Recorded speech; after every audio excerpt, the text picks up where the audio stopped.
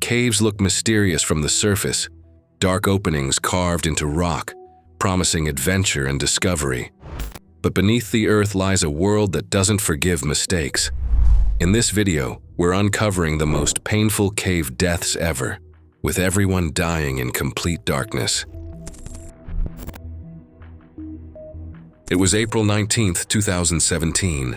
Morning light filtered through the Tennessee Valley as Jeremy Cole stood outside Blue Spring Cave, watching muddy water rush past the entrance.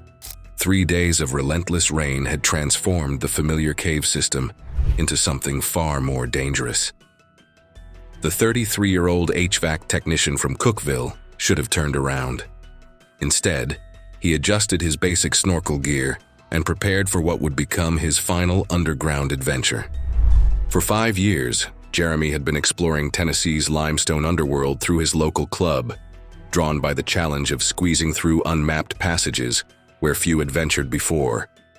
Friends described him as competitive, always chasing the first through title in new sections.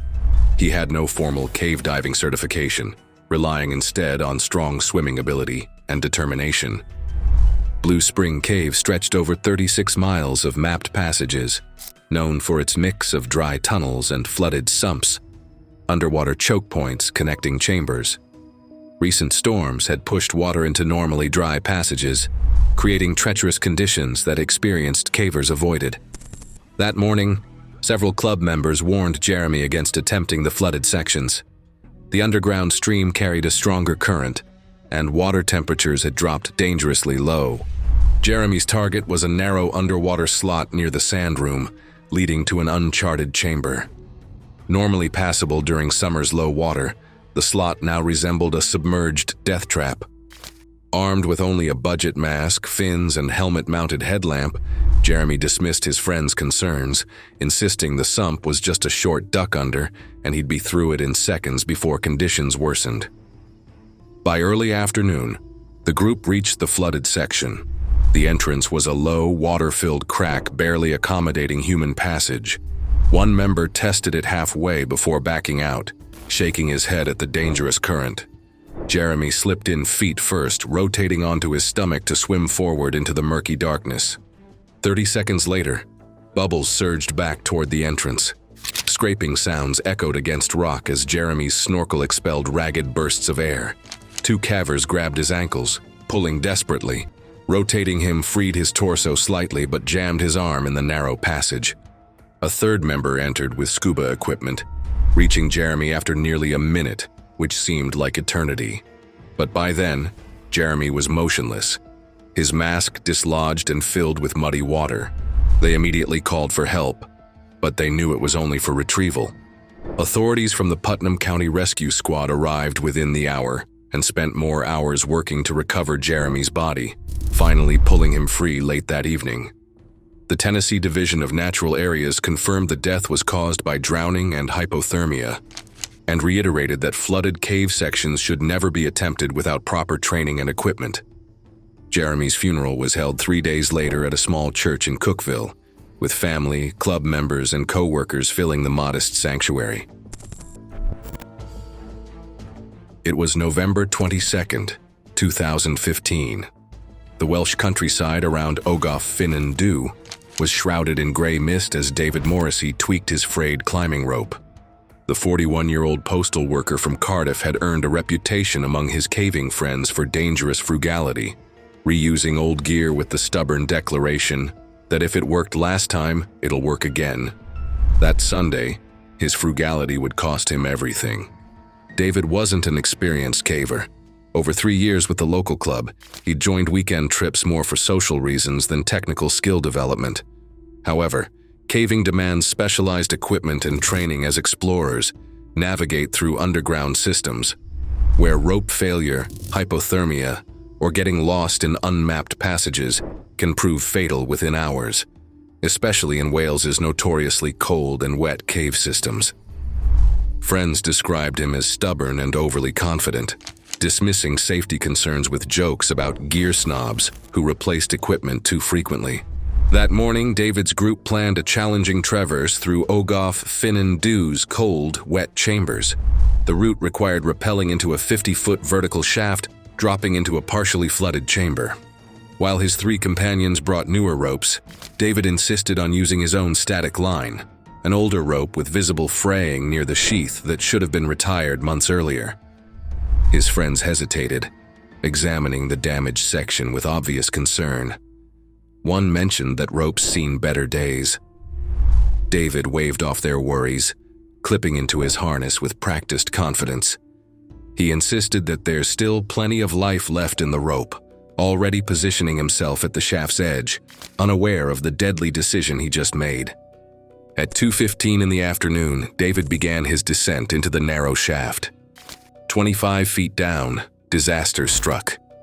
The damaged sheath section suddenly tore, and the badly worn core, already frayed to a fraction of its strength, slipped through his rappel device.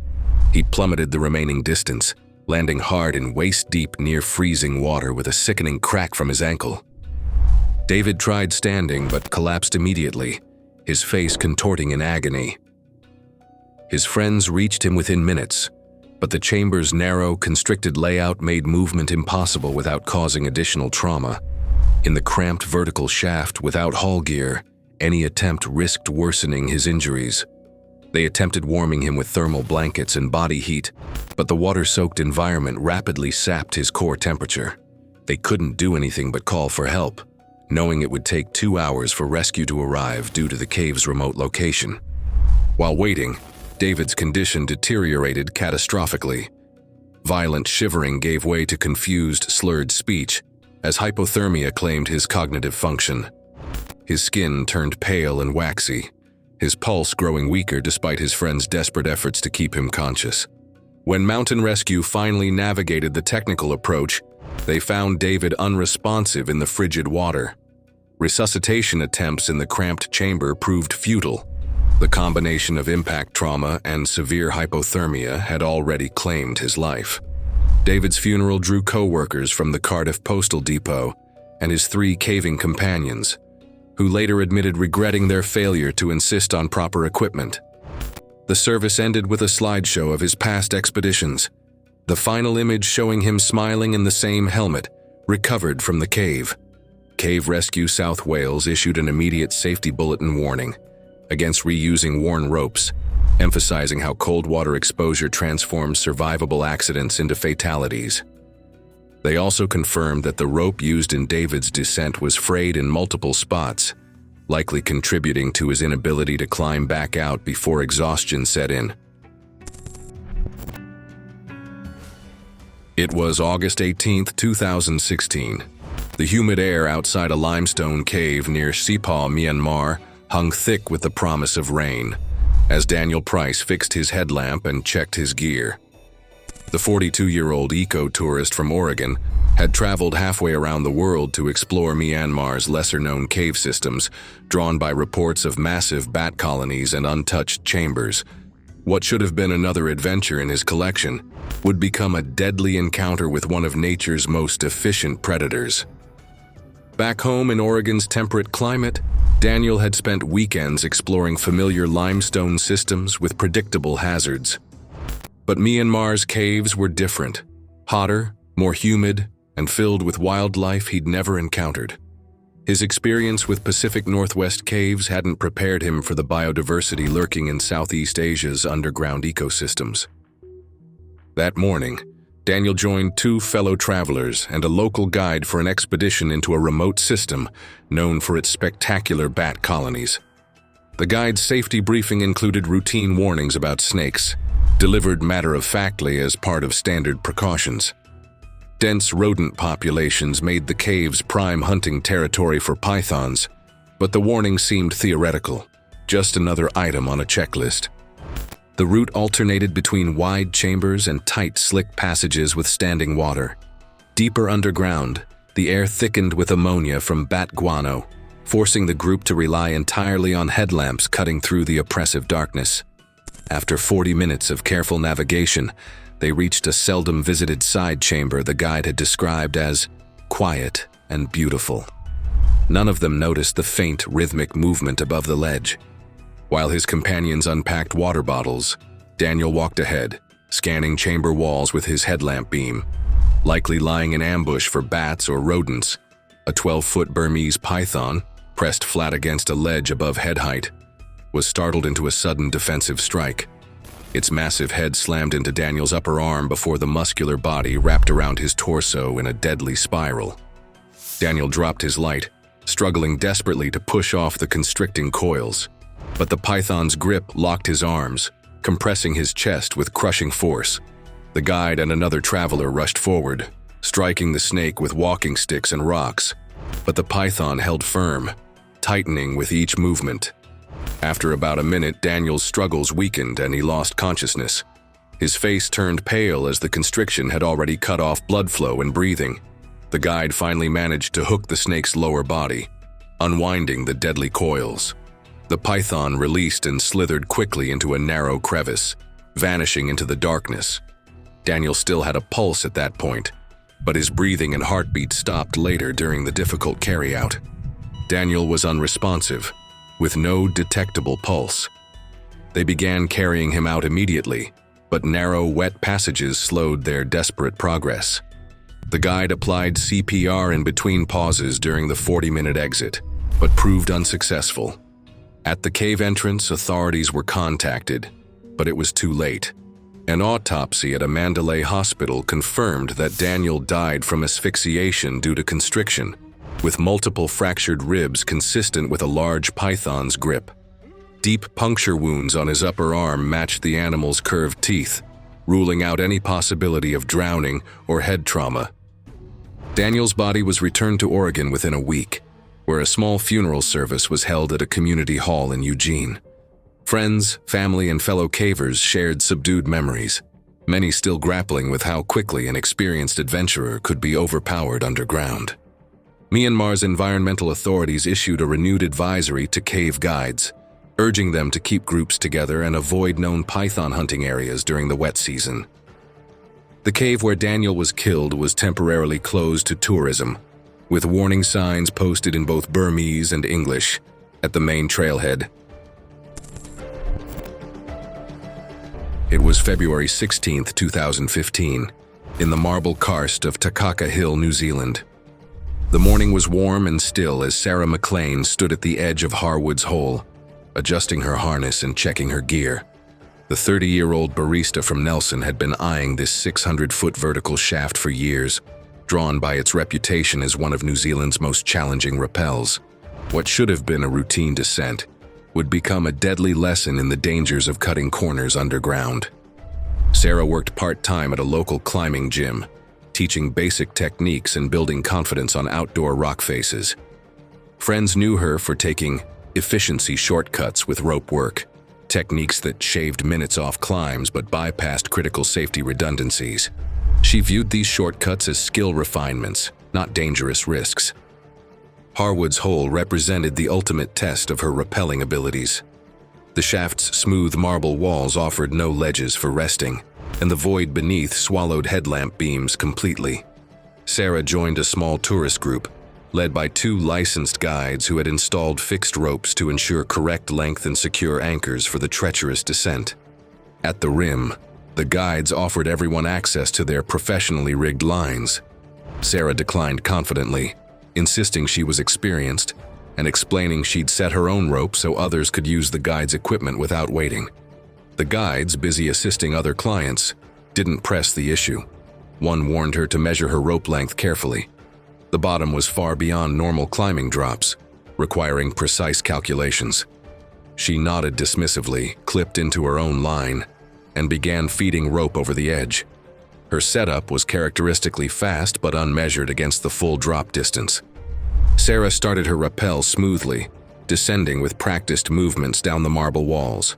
The rope, however, had been poorly flaked and packed, allowing twists to build unnoticed. About 150 feet down, disaster struck. The accumulated twists tightened, forming a loop that cinched into a hard knot just above her descender device. She braced against the smooth wall, trying desperately to free the jam one-handed while maintaining her brake grip. From above, witnesses watched her shifting position frantically, legs pushing off the damp rock in bursts as her harness slipped slightly lower with each attempt. Minutes passed with increasing desperation. The knot refused to budge, and her breathing grew ragged from exertion and panic. She attempted to unclip and re-thread her descender, but her footing slipped on the treacherous marble surface. One foot caught the rope momentarily, then she lost contact entirely with the wall. The sudden weight shift caused her brake hand to fail, and she dropped instantly. Her scream cut short as her body smashed into an unseen outcrop roughly halfway down. The collision spun her violently, breaking her left arm and leg before she continued tumbling into the shaft. Her likely body struck the marble again, lower down head first, producing a sharp, hollow crack that echoed upward. The remainder of the fall ended in an abrupt, flesh-heavy thud on the jagged boulder floor, the impact loud enough for the group to hear from the rim. The guides immediately descended their fixed line, but the outcome was tragically clear. She lay crumpled on her side, helmet fractured clean through, with her rope still dangling far above where the knot had jammed.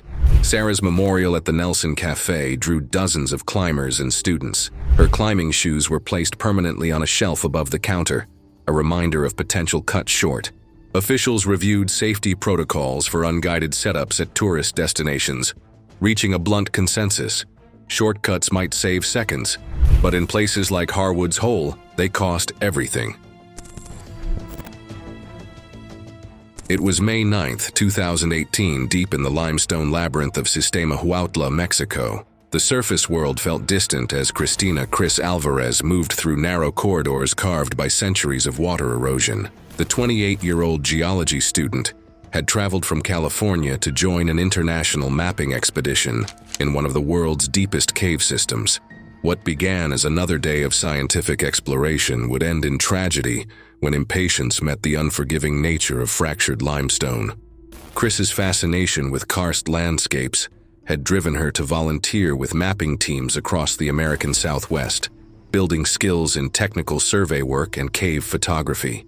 Cave mapping requires meticulous attention to safety as teams navigate through unstable passages. Her instructors respected her stamina and eye for geological detail, though they'd noticed her tendency to rush in confined spaces, always trying to beat the clock on timed survey runs. Sistema Huautla presented unique challenges. The limestone corridors were narrow and uneven, floors slick with condensation, and ceilings riddled with fractures from millennia of water erosion. The mapping project, funded by a modest research grant, depended on careful movement through these fragile passages, where sound could trigger catastrophic rock instability. That morning, local guides briefed the team on critical safety protocols: avoid leaning on walls, keep packs close to the body, and maintain minimal vibration in flagged zones. Chris acknowledged the warnings but was eager to push ahead, her camera ready to document formations for the survey notes. She was assigned to a 3-person lead team, exploring a corridor with a documented history of minor rockfalls. While her teammates followed at a controlled pace, Chris surged forward to photograph a spectacular stalactite formation before the lighting conditions changed. In her haste to position herself for the perfect shot, she swung her pack around carelessly. The side buckle struck a protruding ledge with a sharp crack that echoed ominously down the passage.